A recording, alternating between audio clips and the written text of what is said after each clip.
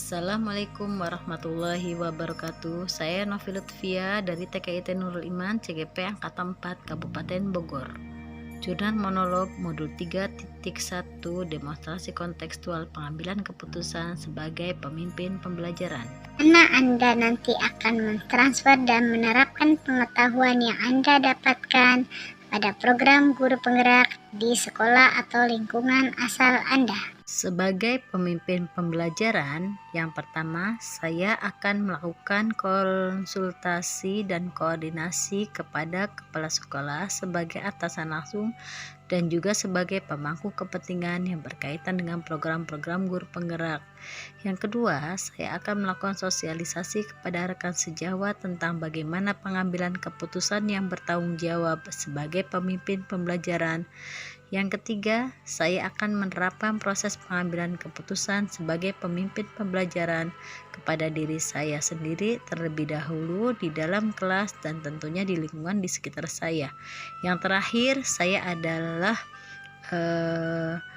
anggota dari komunitas IGTK, maka saya akan mensosialisasikannya kepada komunitas IGTK dan juga lingkungan-lingkungan yang berkaitan dengan sekolah maupun kegiatan lainnya. Apa langkah-langkah awal yang akan Anda lakukan untuk memulai mengambil keputusan berdasarkan pemimpin pembelajaran? Di sini saya akan menerapkan 9 langkah pengambilan keputusan. Yang pertama yaitu mengenali bahwa adanya nilai-nilai yang saling bertentangan dengan situasi. Ini ada 2 alasan mengapa langkah-langkah ini adalah langkah yang penting dalam pengujian keputusan. Alasan pertama adalah langkah ini mengharuskan kita mengidentifikasi masalah yang perlu diperhatikan, dan alasan yang kedua adalah membuat kita menyaring masalah yang betul-betul berhubungan dengan aspek moral, bukan masalah yang berhubungan dengan sopan santun dan norma sosial.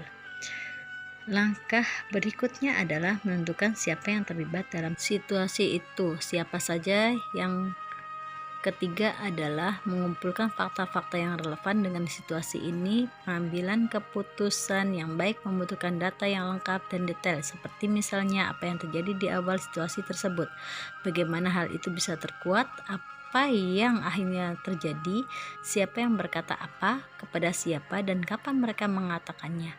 Data-data tersebut penting untuk kita mengetahui karena di dalam etika tidak menyangkut hal-hal yang mempercepat teori, namun ada faktor-faktor pendorong dan penarik yang nyata di mana data yang ada akan menggambarkan alasan seseorang untuk melakukan sesuatu dan kepribadian seseorang akan tercermin dalam situasi tersebut.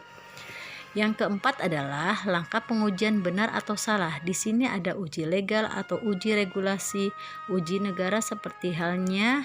Di sini pertanyaan yang harus diajukan adalah apakah dilema etika ini menyangkut aspek pelanggaran hukum? Nah, inilah jawabannya. Iya, maka pilihannya bukanlah benar lawan benar, tetapi antara benar dan lawan salah. Pilihannya menjadi membuat keputusan yang memenuhi hukum atau tidak, bukan keputusan yang berhubungan dengan orang kedua.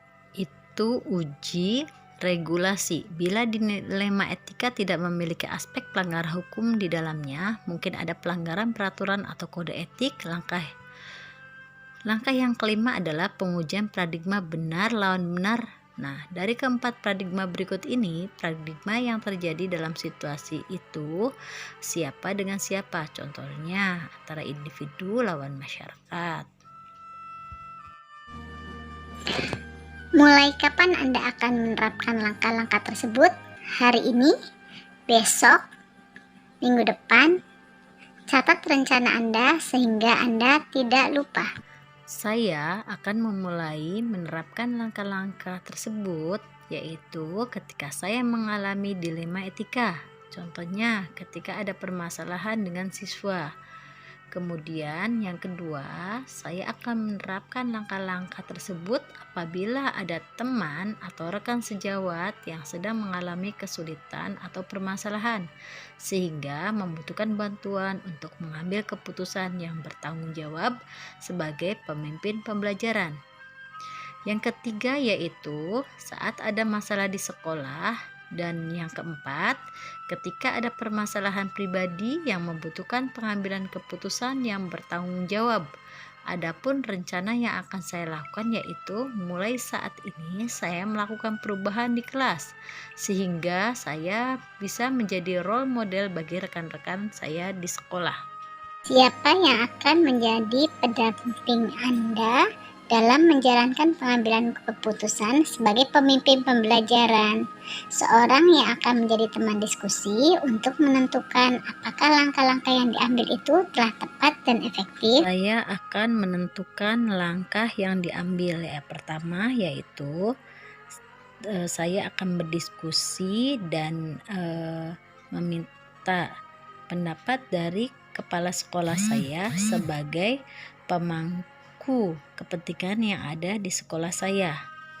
Kemudian yang kedua, saya akan berdiskusi dengan rekan sejawat saya dan berkolaborasi yang ada di sekolah karena mereka yang memahami apa yang terjadi, masalah-masalah yang ada di sekolah. Yang ketiga, saya akan berdiskusi dengan fasilitator dan pengajar praktik.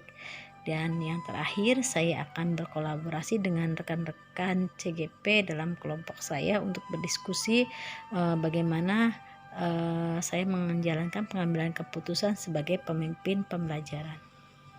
Demikian paparan dari saya tentang demonstrasi kontekstual. Wassalamualaikum warahmatullahi wabarakatuh. Terima kasih. Salam guru penggerak.